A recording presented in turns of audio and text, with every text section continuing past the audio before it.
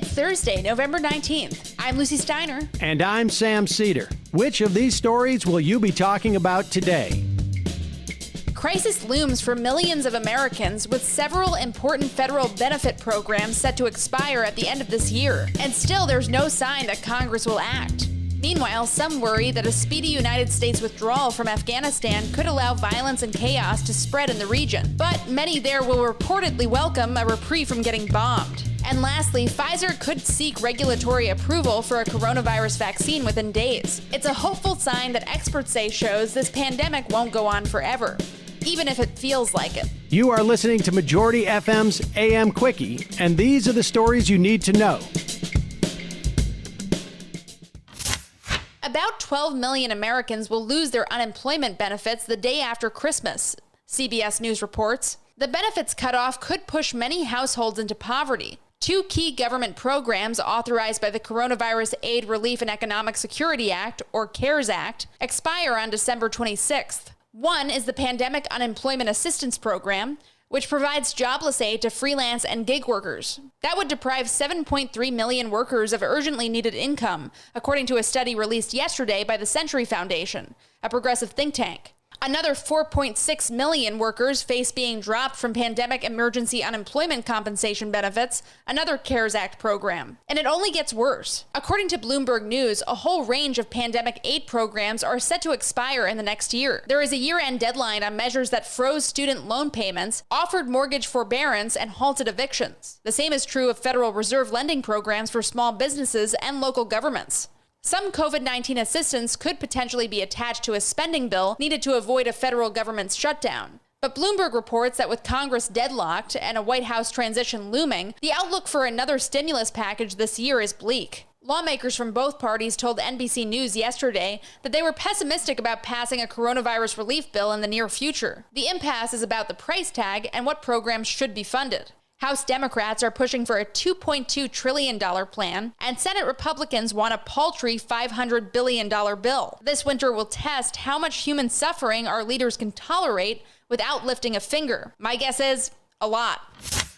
There is troubling news, as usual, from the America's Wars Abroad. The Associated Press reports that an accelerated U.S. troop withdrawal from Afghanistan, announced this week, has rattled both allies and adversaries. There are fears of worsening violence and chaos, which some say could embolden the local Islamic State affiliate to regroup. The Pentagon now says some 2,500 troops will leave by January, just days before President-elect Joe Biden's inauguration, leaving another 2,000 U.S. forces in place. A U.S. withdrawal would be welcome in most of rural Afghanistan, where civilians are increasingly caught in the crossfire between Taliban and government forces, the AP reports. Civilian casualties are the focus of new research cited by the Washington Post. Using U.S. military geolocation data being made public for the first time, the British watchdog group Air Wars has pinpointed locations for hundreds of strikes in Iraq and Syria. Those strikes resulted in more than 1,400 civilian deaths. The U.S. pounded ISIS military targets with more than 34,000 air and artillery strikes since 2014.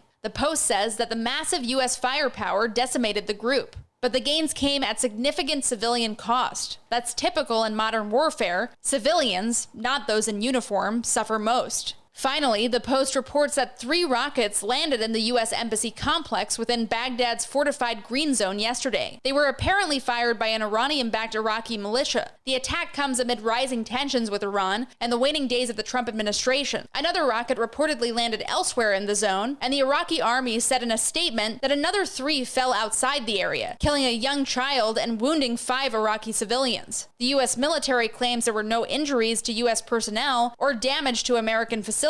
But they've said that before, and it turned out not to be true.